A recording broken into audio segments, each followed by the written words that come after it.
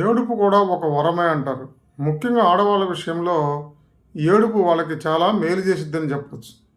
ఉదాహరణకు మీరు ఎప్పుడైనా హార్ట్ అటాక్ సెంటర్‌కి, బ్రెయిన్ స్ట్రోక్ సెంటర్స్‌కి మీరెళ్తే న్యూరో సెంటర్స్‌కి గాని, కార్డియాక్ సెంటర్స్ గాని వెళ్తే అక్కడ ఒక 100 మంది పేషెంట్లు అడ్మిట్ అయ్యి ఉంటే 90 మంది మగవాళ్ళే ఉంటారు.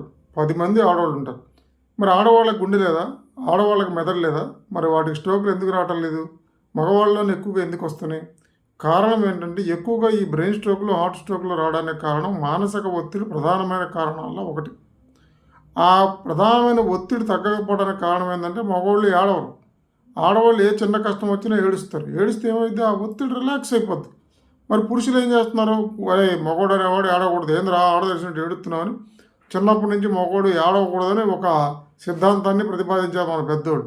దాంతో ఈడు ఎంత ఒత్తిడి వచ్చినా సరే లోపల లోపల కుమిలిపోవాల్సింది తప్ప రిలాక్స్ అయ్యే అవకాశం లేదు. స్త్రీలు అలా కాదు. ఏ చిన్న కష్టం వచ్చినా ఏడుస్తారు. ఏడిస్తే ఒత్తిడి ఎక్కడిక్కడ రిలాక్స్ అయిపోద్ది. మీరు వెంకటేష్ సినిమా 'నాగవల్లి'లో కూడా చూడండి. హీరోయిన్ కోమాలో ఉండిద్ది సైలెంట్‌గా. ఇతను వెళ్ళి సైకియాట్రిక్ ట్రీట్మెంట్ ఇచ్చిన తర్వాత అమ్మాయి విపరీతంగా ఏడుస్తూ ఉంటుంది. పేరెంట్స్ అడిగితే ఏడవనివ్వండి.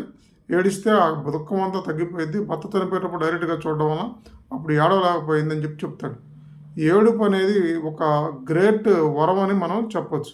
అలాగే మహిళలకి హార్ట్ అటాక్, బ్రెయిన్ స్ట్రోకులు రాకుండా ఉండడానికి వాళ్ళకున్న యూటరస్, గర్భసంచి, ఓవరీస్ సంబంధించిన కొన్ని హార్మోన్లు రక్షణ కవచంలాగా అవి కాపాడుతూ ఉంటాయి.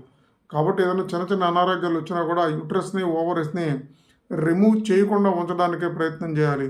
చిన్న చిన్న వాటిని తీయకూడదు. అలా ఆడవాళ్ళకి ఏడుపు అనేది అదృష్టంగా చెప్పొచ్చు.